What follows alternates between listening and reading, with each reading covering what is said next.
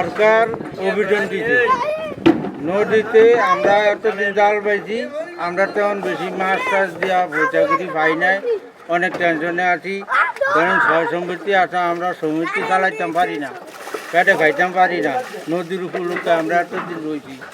এখন সরকার অভিযান দিতে আমরা মাইনে অভিযান চলতে আছি, আমাকে সমিতি চালাইতে পারি না। এই এখন আমরা ধরেন এই যে হিসাবে এবার অভিযান গ্যাসে বার্কার থেকে 8 দিন আগুয়ে দিছে। তারপর আমরা জেলেরা অনেক ক্ষতিগ্রস্তের মধ্যে আছি। এই জোয়াটা পর অভিযানটা দিলে আমরা খুব ভালো থাকতাম। আমরা এখনও কোনো চালপাত পাই নাই। 2 বছর অভিযান দিছে, যখন মাছের ঘাটে ডিম ছিল তখন। এই বছর অভিযান দিছে, এখনও মাছের ঘাটে ডিম আসেনি।